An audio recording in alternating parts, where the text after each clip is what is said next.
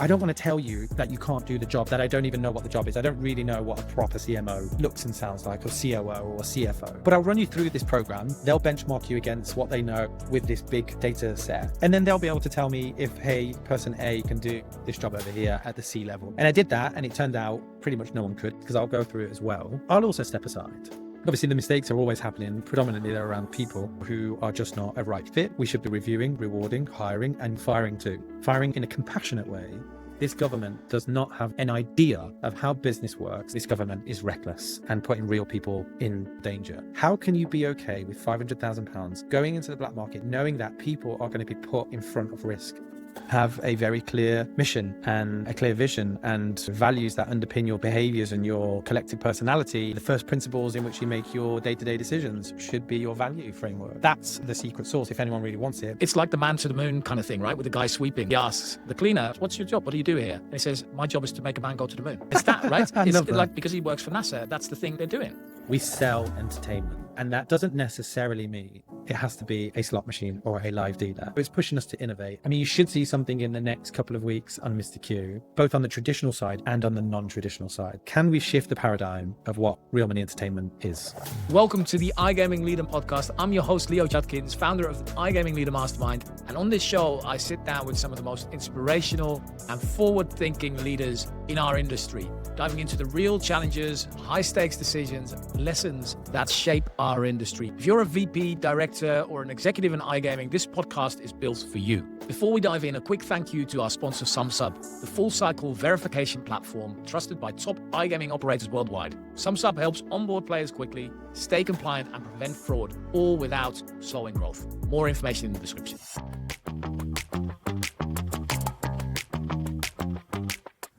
Hey everybody, welcome to the iGaming Leader podcast. I am here with Savvas, who's the founder and CEO of MrQ, a bootstrap founder-led business that is a real challenger brand. I actually met Savvas for the first time at the Power 50. Really cool, saw him on stage, and he walks the walk and talks the talk. I think really the brand is really a reflection of what you are, Savvas, someone who loves debate, not afraid to call out the bullshit, and challenges the norm to fix what you see as wrong. So I'm really excited to talk to you today. Thanks for joining. Thanks for having me. Hey, I wanted to start all the way back, maybe not at the Ministry of Sound, but... you really have done your research. Oh, of course. No, I'd love to start with this whole idea with MrQ started, because I think many people start businesses out of frustration. Can you talk us through that? Can you start there, where this idea came up, what your frustration was and what you're trying to solve? I mean, you're completely right. There was a frustration and I guess a naivety. I was early 20s, completely naive, but very kind of tunnel vision and determined. And I like to think of myself as having grit, and that's something you can't teach. I don't have a good educational background. I grew up on a council estate in Birmingham. But the problem was, so I was in a marketing agency in London. I'd graduated uni, I'd come down, and I'd set up an affiliate site to practice some of the things I was learning: SEO, PPC, display, cookies, retargeting. I ended up somehow doing a bingo comparison site. Then that evolved into becoming a white label operator as well. So I could be both sides of the fence of advertiser and publisher. I was advertiser on my publisher site. So whilst I wasn't getting this kind of CPA, I was getting the data, I was practicing being a grown-up operator, and the software suppliers were taking care of all the boring stuff. I did that again and again, but the frustration started to brew. I couldn't get anything over the line.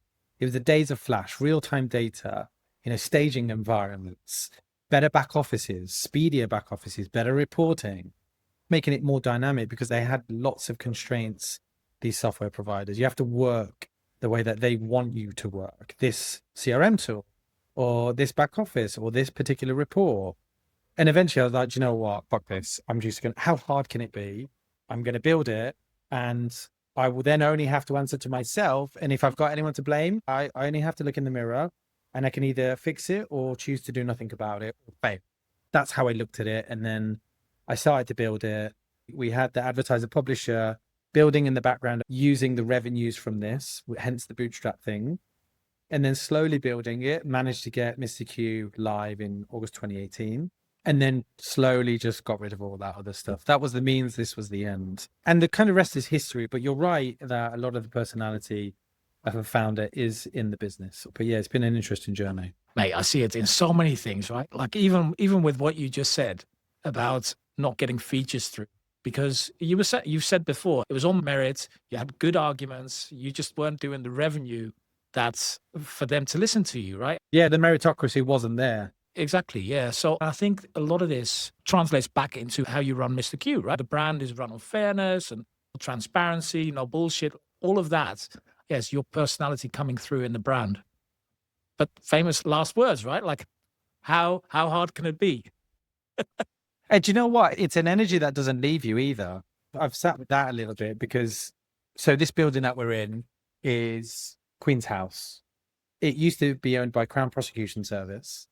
I needed a place to put my team. We were on a business park in the back end of St. Albans, and I wanted to rehouse them, a bit more central, a bit more vibe, a bit more energy, reflected the personality and the culture of the business, not a business park in the back end of nowhere. I ended up winning it, got kind of carried away and swept away in the process. And then when the dust settled, I was like, what am I going to do with 20,000 square feet of a building beyond housing MrQ? I didn't need 20,000. I barely needed 5. I still barely need 5. And then I was like, okay, I'll just renovate it and do a co-working space. How hard can it be? No research, just an idea, but then tunnel vision kicks in and you just go, go, go, go, go. And then on the other side of it, you're like, okay, it was hard, but it was fun. And this is the problem with the original point that we were talking about with the shiny new objects. Shiny new objects are fun. As entrepreneurs, we want to fix it. We want to prove that we can buck the trend. Some of us can and some of us can't. And it's not all wins. There's some failures in there. But I've realized that I need to be more conscious of that. How hard can it be? And sometimes just say, do you know what? I'm okay on this one. Maybe Savvas, but isn't that what makes you a founder and an entrepreneur? I think founders and entrepreneurs over-index on their likelihood of backing themselves, believing in the things that general public wouldn't believe in, right? Like they're going against the trend. Yeah, you got to be careful though with this, because you don't want to be deluded to think that all your ideas work because your gut tells you and that you've got some secret sauce internally, because you're not going to get them all right. But I think we are wired that way. What I've also realized is that we're first principle thinkers. And so take the example of Queen's House. It's a building. St. Albans is 19 minutes train from King's Cross. There's a lot of commuters here. It's pretty affluent, pretty middle class. That was my research, my first principles. I was like, surely if I build it, like it will happen. And, you know, sure enough, it did. Same with MrQ. Like, surely this experience is terrible. Players need more. They don't want to be overwhelmed by bonuses with like stupid wagering requirements before it becomes real. It's all just a big veil, a thin veil. People want to have an honest relationship. This is serious stuff. They're choosing real money entertainment, and we're responsible to give them that entertainment and keep the balance so that it doesn't go into harm. I think first principle, what I've realized is that we're not all first principle thinkers. I've come across people who are the case of, this worked over here, therefore it will work here. Well, you didn't break the problem down. You didn't challenge it. You didn't ask why. You didn't break it down to the bare bones and then build it back down. That's not the type of person that would work well here. One of the values is challenge everything. So in interviews, I do all final stage interviews, although recently I've let go of some of them. At this particular moment in time with the tax and everything else, the value of challenge everything and the value of get shit done, they overlap a little bit. If you're getting shit done, you're probably challenging something and trying to find unconventional routes to fix a problem. And get shit done is the energy that you kind of apply. So there is a bit of a Venn overlap. But in interviews, I will quickly ask a person, tell me the last time you got shit done, or tell me the last time you challenged something and found an unconventional route. It's amazing some of the responses that you get. But we interview based on all of those values so that we ensure everyone who comes in with the same thinking, the same behaviors. Because otherwise you're going to be stuck in the middle as a brand, right? And that's not good. So maybe something for the listeners as well, those two questions. Think about that for a second. How many people have you got now, Savvas? I think we're about 202. It does vary because obviously you've got I'm thinking about my Slack channel with 202. It is specific. I ran into Johan Dahlstrom. He's just started working for you guys. So I coached some of the guys at gambling.com. So I sat on the celebrity table with the Witch Bingo Awards, and then I saw Johan there. I'm like, cool. Yeah, they had a marketing gathering over here. But everyone's gone now. It was good to see a lot of people. Marketing's massive at the moment. The team size is grown a lot. So our CMO, all of 25 basically, had reorged the whole marketing function and did a great job to build out this team. Obviously, there's a few bumps in the road, but it's strong and there's a lot more to do. There's a lot more opportunity. We're not firing on all cylinders from a marketing perspective by a stretch. Well, I love that you've got such a strong multidisciplinary background in all these areas. On the one hand, that's a curse. On the other hand, it's also Jack of all trades, master of none. There's a real risk of micromanagement.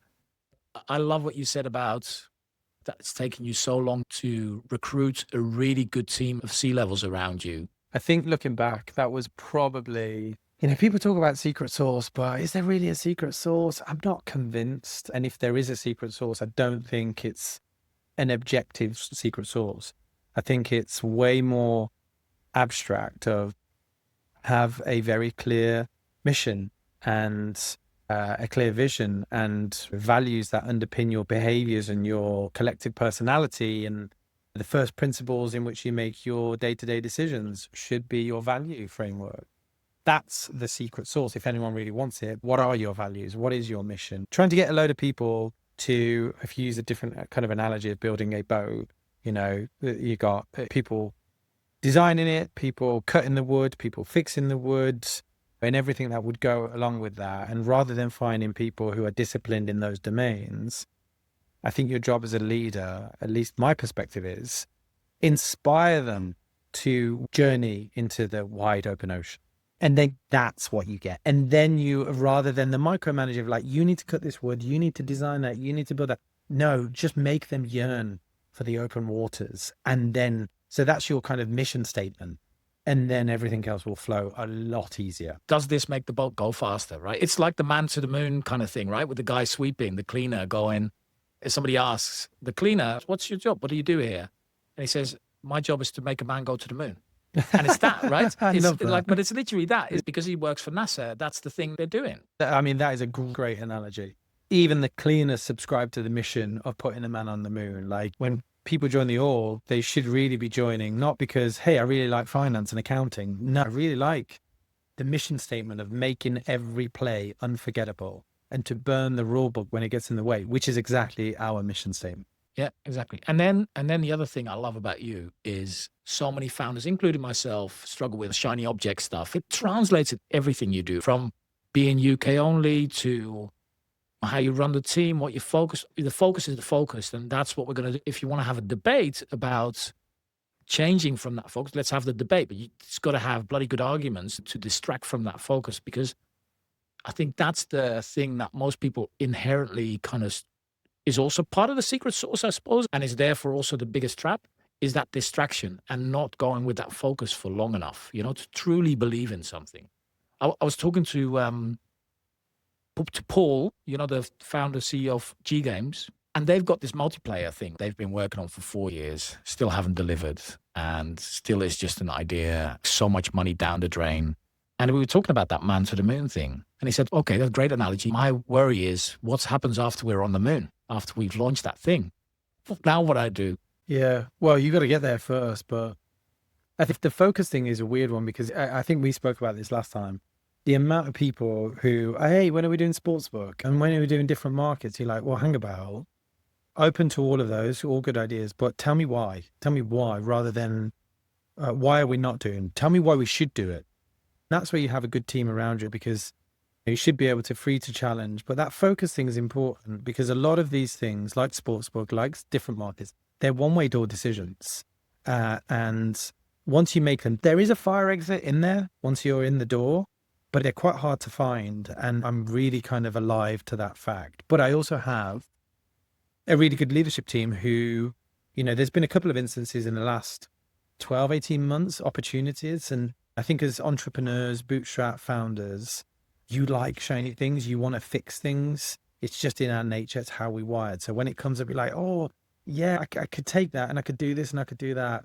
But then you're going to lose focus. At what cost otherwise would you be doing this? So my CFO has been like, indulge me a little bit. But then at the right time, he was like, why would we doing this? What are we doing here? This is just focus. Like, we can't lose that focus. Once it's gone, it's gone. So I think that's really important. It's hard. It's very hard to maintain that focus, but I think we've done well with it. Are you so wired, you think, Savvas? Are you kind of, do you have a strong focus, or are you more, some people are, I think about ADHD or OCD or, whatever, wherever, we're all somewhere on the spectrum. Are you super focused type? I'm a bit of both, but it depends on the circumstance. The people around me have got better focus than me. I get distracted easily. I mean, I've got ADHD. I don't take anything for it because I think it's also, that's a secret sauce. Yeah. But when push comes to shove and my back's up against the wall, that's when I do my best work. I'm not prepared for this, but I know it's a subject matter I know really well. And so I'm pretty comfortable and confident with it. But I wouldn't say I'm super focused. I wish I was, actually. I've met people who are, and I've got them in my team. My CFO is really good at knowing where to focus his energy, but he's also comfortable with saying, I'm going to do this because whatever first principle thinking he's applied to it, because it impacts this, this, and this, and the value's there. He's thinking in the future. He's got good time span. And knowing that right next to this thing, there's a fire. I can even feel the heat of that fire. And it's getting bigger and bigger. But I know that I can't drop my focus here to do that. If anything, if I fix this, I potentially tame some of the fire over here. And he is exceptional at it. Whereas I'm like, oh, let me take a look, actually. Or like, chasing. I don't think we realize that we're kind of addicted to dopamine a bit. For sure. Especially when you're kind of elevating as a leader. And I think leadership is a skill. So I think most people can learn it with the right mindset. You really have to stop chasing the dopamine here. I'll put that little fire out. That will give me a nice kind of instant gratification versus this thing, which could take days, weeks, months. The leadership team took 2 years to build. I got there eventually, but it was hard. It's probably the hardest part of what I've done in the past 8 years was putting that team together. Why was that so hard, though? Is it just because the right people, values, and mission, or was it more like a time thing? What made that so hard? It's a bit of both. So finding the right person in the right seat is really hard, especially when you have a really strong value-led organization. So they have to subscribe to these 6 principles. And as said, they are the first principles in which we should be making all of our day-to-day decisions. So you've got, we own it, we challenge everything, we win as one, we care by design, we play smart long games, and we get shit done. So interviewing people and making sure that they have, to some degree, some of that is already hard. Now, trying to find C-levels, experienced, seasoned execs who just get it and can deliver and can grow and are hungry and are relentless executives who also know how to delegate, and the difference between management and leadership. So now it's even harder. And what makes it even harder, the difficulty just keeps going up and up and up. From a CMO was out of industry, a COO also out of industry. Both of them have got fintech experience. Trying to convince people to join this industry when the stigmas around it are already, what they are, we all know it, is quite hard. So you really have to sell it. We're different. We do things differently. Here's some examples of how that's translated, and then getting them to subscribe to that. It's leadership. It's about selling that vision. This goes back to the building the boat, like make people want to yearn for the open ocean, and they'll build the boat to do it. Your job as a leader is to make them really crave the open waters. That's even harder. You kind of don't want people who are readily available. If I told you that you were going to renovate your house tomorrow and you found a building contractor and he was available tomorrow, you probably question that. Well, why are you available tomorrow? If you're as good as you say you are and you can do what needs to be done, why are you available tomorrow? You kind of want a few no's. To the point about focus, one of Steve Jobs' famous quotes was like, I'm almost as proud of the things that we didn't do as the things that we did do. So that's the first one. And on this one, when Steve Jobs hired the CEO of Burberry globally, and Steve Jobs approached her and he wanted her to head up all of Apple's retail globally. Technically a step down and also completely different industries. But he obviously had his reasoning, but he'd approached her once and she was flattered and it's well documented. And she said no to him about 3 times, but then time passes, you build the rapport. you sell it in again, maybe something changes at Burberry. And then all of a sudden, if you get your timing right, come over. And then she went over and she smashed it. I've seen it with Julian as well, right? Like Julian didn't have a C-level role before you put him in that seat. So, and that's difficult as well. Like one of the biggest challenges is like, as a founder, they just get themselves involved, maybe in areas where they shouldn't. Maybe it's so big, you don't really need to be signing off a UI change. You can be part of that process and help give perspectives and shape ideas, but you don't need to be a genius with 1,000 helpers, CEO versus just building a great company with great people. There's the difference between good to great. Jim Collins talks about this in his book, Good to Great, where he analyzed good companies. There was a methodology to which companies he looked at. I can't remember what they were. And then what's the difference between those ones and the great ones? And so he went and interviewed all of these old execs from the great cohort and the good cohort. One of the things from the good cohort was as soon as that CEO founder had left, a lot of these companies failed. It's one of the things that highlighted the fact that they were only good, they weren't great. Whereas a great company will transcend the founder, the owner, like Nike, although even then it's choppy when Phil Knight left. Yeah, the genius with 1,000 helpers are the good companies, but you take them out and the thing should still perform as good, if not better. And I think the hard part is, like I said to you earlier, with someone like your experience, that's really wide experience, not having your fingers too much in every pie. So I run a mastermind, right? And we have expert speakers in our masterminds regularly. And Daniel Greatzer was one of them. And he was talking about this founder mode versus CEO mode. That's the Brian Chesky thing. I thought that it's such a great point of, okay, you don't have to follow these specific rules of how you feel an organization needs to be run, right? You can do the skip levels and you should be involved in it because it is your vision. Yeah, the founder mode's interesting. The whole Brian Chesky thing was like, he was always taught and believed, and Silicon Valley was kind of like a big fan of this, is like, okay, you've got product market fit, you've got all that stuff. Now build a team and just let them do it.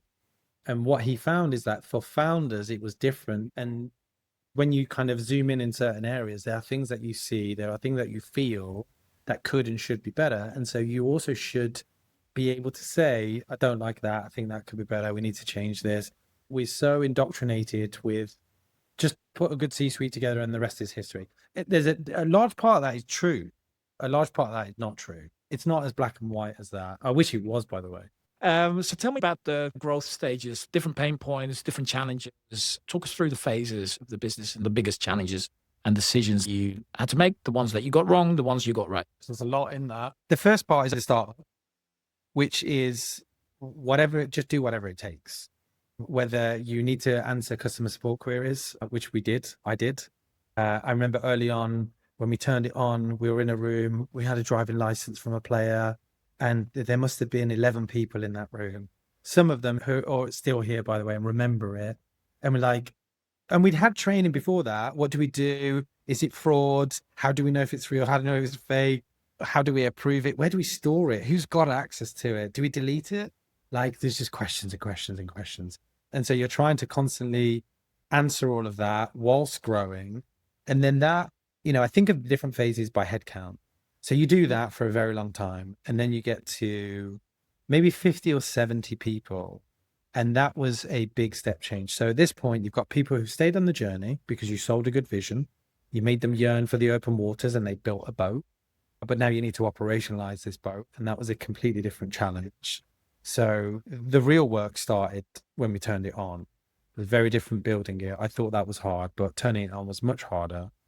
But then around 50, 70 people, looking back, I thought it was just all technology. And I wanted to be, and I used to say it then, which is quite weird because the framing of live and die by product speaks to product and product people and product owners and product managers. I didn't know that. I just thought that was about building. And so it became about engineers, and find really good engineers who know how to build front end, back end. You've got QA and everything else that goes in between those two disciplines. And then it got to a point where nothing was changing. I'm like, we're making good revenue, we're growing, we're hiring seemingly good people who really know their craft. But every time I log into the product, it looks the same. What's going on? It took me so long to realize that Overnight, the problem had shifted from being a technology problem to being a product-led problem, with engineering being a subset of product. And I just didn't know that. I just thought more engineers, more engineers. But engineers need a product owner, a product manager. I'm not so big on project management. We don't have him. I'd realized that quite late. Then I put this structure of product people in. You make some mistakes. I've made a lot of mistakes in terms of hires, not getting the right person in the right seat for the right reasons. That was the biggest one that came out when you asked that question. The mistakes are always happening. Predominantly, they're around people, whether they're people who are just not a right fit, doesn't make them good or bad, they're just not right, or whether you potentially bring people in that are going against the values. For me, the values are the most important thing in the business. We should be reviewing, rewarding, hiring, and firing too. Firing in a compassionate way. So that was the big one. And then after that, the next biggest one was the C-suite and getting that right. Because you had people who are on a journey with you, then it gets really big, and then you kind of make them into heads of. And then I was like, okay, now we need a C-suite, and I really need to verticalize all the problems so that they start up here, we decide on what we're going to do, we carve it out, we give it to all these teams, and then it gets distributed nicely, gets executed, gets delivered. On paper, all of this is bloody easy, by the way. You know, all the business books will kind of like, the bigger it gets, the complexity kicks in. You're dealing with a lot of humans and emotion and their needs, and trying to meet their needs as well as them trying to meet the needs of the business. Just like any relationship, it's about meeting the needs of another. I tried to turn that heads of layer into a C-suite, and I went and did an executive competency test because I was like, I don't want to tell you that you can't do the job, that I don't even know what the job is. I don't really know what a proper CMO looks and sounds like, or COO or CFO or CPO. But I'll run you through this program and that'll tell me, because they've got a load of PE-backed data. They'll benchmark you against what they know with this big data set. And then they'll be able to tell me if, hey, person A can do this job over here at the C level, not at the heads of level. And I did that, and it turned out pretty much no one could. And I did also say, listen, if it comes out that I also don't benchmark with this, because I'll go through it as well, I'll also step aside. Fortunately, turns out I've got the raw ingredients. I think I've got the raw ingredients of challenging and good communication and good vision. And then I had to obviously deal with that, because again, you're dealing with people who've been on a journey with you, but it doesn't necessarily mean that what got you here will get you there. And everyone had to realize that together. Not everyone stuck around, as you can imagine, but a large number of people did. Some people just acknowledged that it was their time.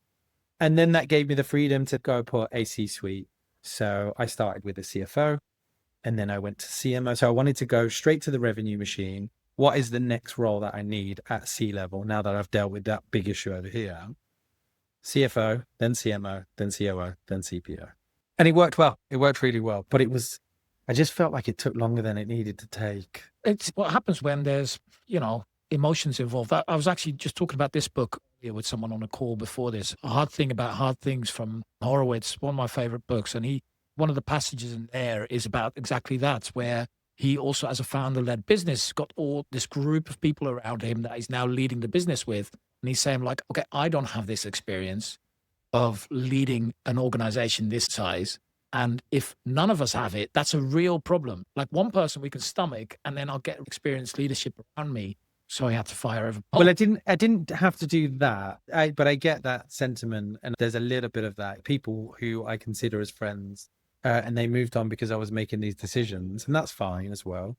It's a two-way street. Remember that, like, the needs thing. You're there to meet the needs of the business, and the business is also there to meet your needs. And if it doesn't work, then you have to part ways. But I remember one of the people from that heads of layer who was like, one of the biggest mistakes that I made is that I had two people competing for one of these seats. It's only just come back to me, but I'd given it to someone, and that caused a lot of problems for me with the other person because I hadn't handled it very well. This was probably the first big CEO type decision or conflict I had to deal with. And I reverted on the decision because I heard better arguments and rationale, and I needed to balance it out a little bit. I had to go to this person and say, remember that thing that we talked about? I don't think it's the right thing for the business. I need to pull back. That created problems for me. I could have handled it better. But one of the people during that time, they were like, just tell me what I need to do and I'll do it. Tell me what that role is and I will do it. I was like, I can't tell you what I don't know, which is to your point, we're all making it up as we go along. But well done, Savvas, because one of the big mistakes so many of us make is that we create this management debt, right? Like we create this, you know what I mean? The debt that we have to pay back in the future of these decisions that we make. And the cost of that is exponential over time, right? So the sooner you revert it, yeah, it's painful. I remember it distinctly. And I remember getting them into the room with the entire heads of layout. And I didn't tell anyone what I was doing, why I was doing it. They were like questioning, what is this? Because I'd kind of semi-rolled out this decision, the first part that I got wrong. And then I'm in a room like, guys, I fucked up. I fucked up and I need to acknowledge it. And here I am, all my cards on the table. But the best thing for the business right now is to revert back, take a breath, figure it out. That's what we did. They took it well. Many of the people in that room are still here. Yeah, because that's what people buy, right? They buy you, they buy the vision, they buy the mission, they buy the culture. That underlies it, right? Like question everything. There you go. Yeah, first principles again. Okay, so we talked about your singular focus, right? As a brand, you're focused just on the UK. Everybody knows they've made this amazing decision of going from 21% to 40% just to help. Thanks, Rachel. Yeah, doing great. And you're sticking with the UK, right? You have, again, it's management debt, focusing elsewhere, opening new markets, going into sports, whatever it is. I want to go back first to when that decision actually landed. I know everybody was like, oh, this can't be true. It's not going to happen. Tell me about your story, your side of things, on how it was for you and how the conversation inside the business went. We'd heard, as I'm sure everyone else had, rumors and murmurs around 25s, 30s, maybe even 35. We had done some planning around different scenarios. So we did scenario planning. I think we did up to maybe 32-ish. What would it look like for the business? And if it was this, what would we have to do? I was convinced it was going to be 25. I'd heard rumors it was 25 from credible sources. And so the initial reaction was shock. How could they be so stupid? How could they not listen to what was being said? To some degree, I don't blame them because what was being said was coming from people who historically had formed part of the problem. I get it, but it's objectively obvious what would happen. The black market was going to have a field day because we couldn't offer the same promotions. We couldn't offer the same RTPs. Everything just got more expensive. And so initially it was pure shock. And so we sat there licking our wounds for a bit, digesting it, brainstorming, talking, mourning. And then eventually we're like, all right, what's the plan? So very, very quickly, we were on all hand calls saying, listen, this has happened. This is what it means. We've ran the numbers against the 40 and there's a mitigation plan to be done, which some of them would diminish the player's experience. The main one being RTPs. For every pound that's wagered, 4p all goes to the house and 96 goes back to the player. That's how it works. We were going to have to reduce that. And historically, I monitored everyone else who was reducing RTPs before the tax. And I knew that was always going to be a big ace up our sleeve to say, no, hold out. If we have to reduce it, we will, but only by necessity. And that was one of the immediate things that we did. But that ruins a player's experience. Now, for every pound that they wager, they're potentially only getting 94 pence back, and the house has to take 6 because they've got to cover this revenue tax, which had just had a 90% increase on revenue. And I don't think that's widely understood either. It's not on bottom line, it's on revenue. And now Mr. Streeting is now talking about a 40% CGT. This government does not have an idea of how business works. They don't have a commercial nous. They've never been in business. And they just sit there writing these things down, thinking that, oh yeah, everything will be fine in the end. Black market is running rampant at the moment. And so I think one of the good things that it did do actually was it created a common enemy. It wasn't about being better than our peers in the regulated space. It was now about, we've got to make sure that doesn't compromise players because this is real people and it's going to create real problems for them. So we have to give really good reasons as to why to stay at a MrQ. And that will be through the story that you tell. the kind of challenging narrative, the honesty, the transparency, because they don't want all the bullshit. They're not idiots. They can see promotional offers. We've had to have the CMA tell us how to write our promotion offers because that's how we've been stupid. When you look at these old historical offers, which we've never done, like, what are you trying to do? Like, this is ridiculous. These are real people. They're not idiots. And so we got on a call. We told the business it was all good, and it was all good, but it was going to be challenging. There were going to be winners, there was going to be losers, and we would be one of the winners because of our risk profile, because of the bootstrap mentality of how we operated. It allowed us to just take bigger risks. We sell entertainment. Like, let's be honest, we just sell entertainment. Obviously, AI has helped us a lot as well. And everyone rallied around that. It was really positive, and the sentiment was like, yeah, we've got this, we can do this. You rely on your values, your mission, your vision, and then you just go, and you focus on what you can control, not on tax, which you've got no control over. But I still think this government is reckless and putting real people in real danger. I mean, they accounted for 500 grand going into the black market. Even that alone is bad. How can you be okay with £500,000 going into the black market, knowing that people are going to be put in front of risk? Safer gambling, AML, these sites just don't give a shit. Profile of person that goes into there, right? Like, that's the other thing. It's not the average person. It's a non-GameStop type of stuff. Yeah, and even with the non-GameStop, I've heard some people say, well, it's not that bad for the regulated industry because they're just going after the 400 GameStop a day player base. I'm like, if you think these guys are just targeting 400 players a day across however many bloody sites there are, you're mental and you're badly informed. And our job is to kind of like balance out that narrative because unfortunately a lot of people believe that. And then Rachel saying, oh, we're just asking the gambling industry to pay a little bit more. 90% is not a little bit more. So already you're being dishonest or you're just completely naive to what you've just rolled out. But it's going to be on their hands. One of the things that you said to Pierre, which I really loved, which you stole from HP, I think you said, is that in like really poor circumstances, good businesses survive. Great businesses are defined by these challenges, right? And I think, first of all, I love that. Secondly, I think the thing that you guys stand for is really that, is the casino as a product, has had a lack of innovation. You're doubling down on brand as a whole, right? Something that the industry doesn't do enough either. It's all samey. Talk to me about that, Savvas, your vision and why you're backing yourself, why nobody else is doing it. I can't be too specific, obviously, but there are things happening now that will push the boundaries of what real money entertainment could be, especially in the UK.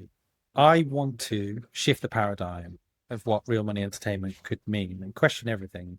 It's really forced us into that position. We would have done it anyway, by the way. This wasn't born out of the tax, but it's fueled and intensified our drive to get these things out the door. And again, fortunately with AI, you can build pretty quickly now. Like vibe coding is no joke. You can build almost anything. But I wanted everyone to rally around that concept of real money entertainment. It's quite hard to talk about it without talking specifics. But I guess the thing that I would say is we sell entertainment.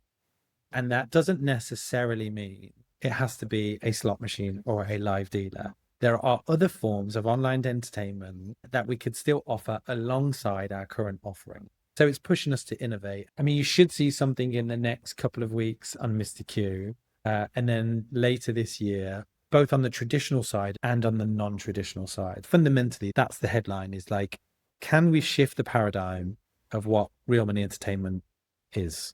I love it. I mean, you've publicly already spoken about peer-to-peer, social, kind of the same thing as poker during the pandemic. You know, like that's the thing, right? Synchronous entertainment is that thing, right? What do we do in COVID? We had synchronous entertainment. We couldn't be with each other. And so we wanted something to bring us together and have fun. Making cocktails was one of them.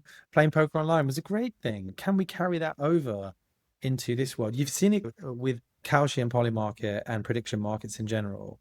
At the Power 50, everyone was talking about this stuff. But what they were failing to do was to look at the meta of why it's popular, because it's the intersection of these two seemingly different product offerings. One of them is like almost financial investment, and the other one is gambling. What happens? What does that look like when you bring them together? They've got pollen market and cowshed. Okay, but that doesn't necessarily mean that's the only thing. Can we bring the intersection of these two ideas together to form other types of entertainment that does the same thing, where it feels like you're in a bit more control? We've seen the same thing with Quickies, with Aviator. I feel like I'm in control, but can we do it synchronously? Can we have shared entertainment as an experience where me and you, let's say I'm MrQ, can we play against each other? Can we play with each other? And what does that look like? Can we create shared experiences? What am I thinking in terms of first principles is like, you have this concept of loss aversion, where if you lose X, you need to win twice. And I think we've all experienced this and can relate to this. It's not good enough that you just win your X back. If I lose a tenner and I win a tenner the next day, I still don't feel justified. I still don't feel like an equilibrium has been restored. I need to win another tenner just to feel a balance. What happens when you put two people together and you create the shared entertainment with two people, not just this isolated experience? Does this 2x, does it reduce? Is it 1.5? Is it 1.2? And so then it becomes about the experience and not about the winning or the losing, baked into our vision statement of to entertain the world, win or lose. And so everything we do needs to feed off of that. Loss aversion was also based on somebody stealing $100 from you versus getting $100. I think stealing is maybe a strong concept if you compare it to, you know, like your principle about, okay, if you buy a pizza for 15 quid, whatever it is, you don't feel like you've lost it, right? But when you play a slot, you might feel that. I don't know. What's also nice about that is we don't say I lost 10 quid on a pizza last night, but think about pizza. It's cut into different slices for different people. It's a shared experience. Like I shared a pizza. I didn't lose money on a pizza. I shared a pizza. It was good. And you could supersize it. It's a little upsell for you. Yeah, stuffed crust as well. I'm just going to ask you one last question. If you could go back to that second kind of milestone that you were talking about when you started hiring C-level, you were talking about how you maybe should have done that quicker, or maybe it took so long. If you could go back to that person, what would you tell him what you should do differently? Originally, when we were talking about, I mentioned my CFO and how disciplined he is at just focus on the thing that's important. And even though there's this fire brewing right next to you, you can feel the heat of the flames. Focus, execute. I mentioned I'm not very good at that. And I'm maybe a little bit better these days. But I would have said, listen, this is the only thing you've got to do. Just focus on that. Everything else will have to wait. And if it's going to burn, just let it burn. It's not as existential or important as not getting that right. But I would start a few interviews and I would tackle some in the business problems as opposed to on the business problems. And so I would have dropped everything else and built that team quicker. What would it have changed, you think, if you would have done that? It would have given us more time to insulate the business against market conditions. So we were lucky in terms of timing. But if I would have been any slower on building out that team, we wouldn't have had the growth, the spike of growth that we had in 25. And then we wouldn't have been able to ride out that tax change, because we would have been, even though it's on paper, it's a great business, it's big, it's like tens of millions in revenue, we wouldn't have been able to ride. If you were a 60, even 70 mil generating business just in the UK, and that tax got announced, or before the tax, you would have been like, this is a great business. But at that point of the tax, like, no, it might not be able to ride this out. And so we insulated that business. So if I'd have been any slower, I would have been collateral damage. And so had I been earlier, I would have insulated it more and could have probably gone harder during 25, but coulda, woulda, shoulda. Great talking to you. Thank you so much for joining on the podcast. Thank you, Leo. Thank you for listening to the iGaming Leader podcast. If you're a VP, a director, founder, or an executive in iGaming, making the biggest decisions alone, that's exactly what I've built iGaming Leader Mastermind for. Small inner circles of vetted senior executives, weekly hot seats, and accountability from people who understand the effects of the decisions that you need to make. Find out more and apply at igamingleader.com. And a final thanks to our sponsor, SumSub, the full cycle verification platform for iGaming operators. Player onboarding, AML, fraud prevention, all in one place. More at sumsub.com/gambling. See you next week.